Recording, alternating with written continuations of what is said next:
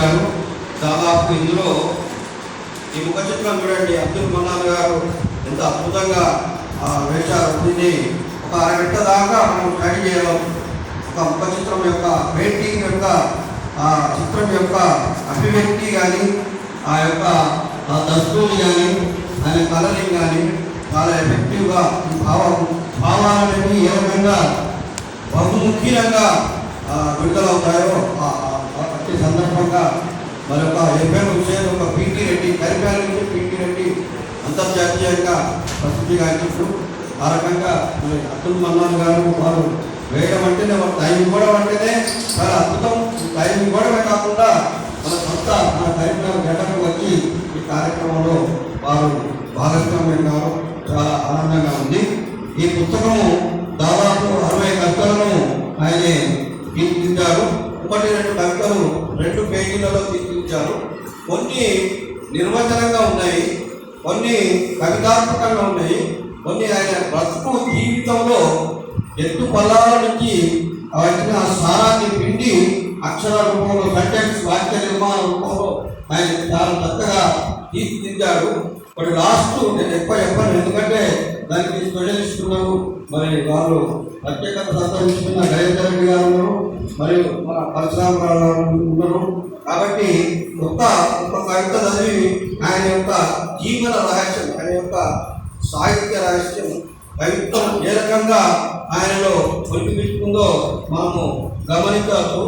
ఈ పుస్తకంలో జీవన రహస్యం అంటే ఏంటి, నిన్న కలిగిన బాధను పంచుకుంటూ ముందుకుపోయే కంటే నేను కనిపిస్తున్న వాస్తవాన్ని గమనిస్తూ రేపటి ఆనందం చెప్తారు. మనిషి యొక్క జీవితం ఏ రకంగా సాగాలి, వర్తమానం ఎట్లా ఉండాలి, భవిష్యత్తు ఎట్లా ఉండాలి, నిన్నటి రోజు ఏ రకంగా మనం గడిపామో దాన్ని భూత భవిష్యత్తు వర్తమానం, ఈ 3 రకాలుగా ఆయన మంచి ఈ జీవన యానాన్ని, జీవన రహస్యాన్ని బయటవైపు మనిషిని ఎప్పుడు ఊహించేది భవిష్యత్తు. నిజమే, భవిష్యత్తు కోసం మనం కలలు కట్టుకుంటాం, మన పిల్లలు చదవాలి, ఎదగాలి, పెద్ద పెద్ద ఉద్యోగాలు సంపాదించాలి, పెద్ద పెద్ద హోదాలలో ఉండాలి, మనకి చక్కటి కోడలు రావాలి, చక్కటి మనలు రావాలి అంటే భవిష్యత్తు గురించి మనము తపన అనేది ఉంటుంది. గతం గురించి కూడా ఆయన చాలా నిన్న అంటే గతం ఉండడంతో అంటే పోయిదాన్ని మనం విచారించద్దు. తప్పులు కానీ కష్ట నష్టాలు కానీ ఏవైనా వాటిని పట్టించుకోకుండా భవిష్యత్తు కోసం మనము బంగారు పాటలు వేసే కార్యక్రమాన్ని ఆ దిశగా మనం ముందుకు సాగిపోవాలని ఆయన చాలా మర్మగర్భంగా చెప్పారు. కష్టాలకు కుంగిపోవడం, సుఖాలను పొందకపోవడం లక్ష్యం.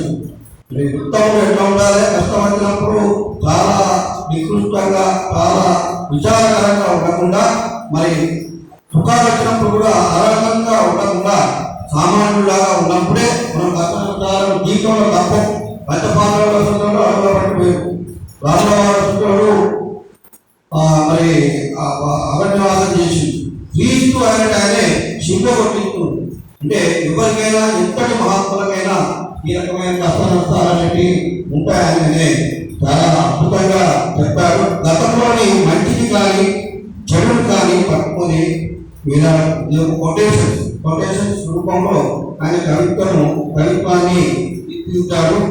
ఇంకొక పాయింట్ మంచి పాయింట్ చెప్పిండు,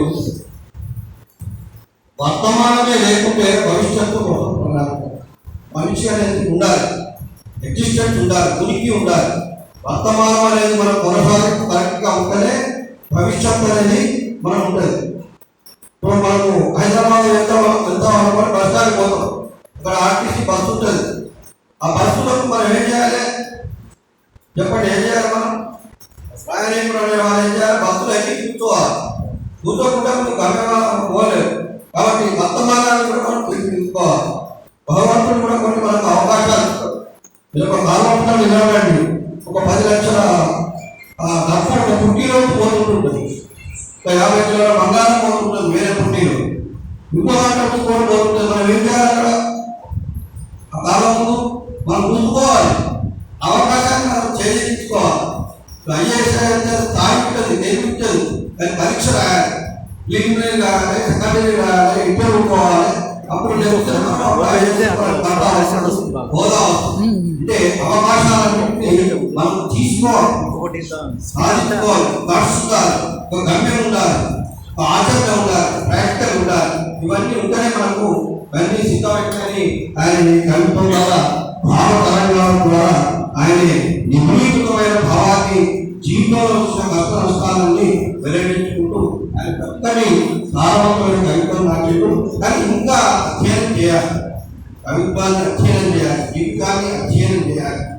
అనేక రకాల అనేక కోణాలలో మనిషిని అధ్యయనం చేసినప్పుడే కవిత్వం అనేది ఇంకా మార్పుతున్నటువంటి స్టాండర్డైజేషన్, డిజిటలైజేషన్ ప్రముఖంగా రాయించని చెప్తూ పోరాట వాయించాలని మరి రాయసం గారిని మరి ఎంఏ తెలుగు పండితులు మరి చక్కని బోధకులు ఇంతమంది మీ అధ్యాపక బృందం మంత్రి వారు ఇంత సన్నిహితంగా మరి అందరితో కలిసిమెలిసి కళలో కార్యక్రమాలు తెలిసి వస్తున్నది. కాబట్టి ఈ కార్యక్రమాన్ని పుస్తక సమీక్ష మొదలు ఆంగ్లం ద్వారా, ఎందుకంటే ఆంగ్లం వారు మరి బేస్ ఆంగ్లమే మరి మాట్లాడుకుంటూ పుస్తకాల ద్వారా 2 నిమిషాలు మాట్లాడుకుంటారు. నేను ఎక్కడ పెద్దలు 2 నిమిషాలు అభినందన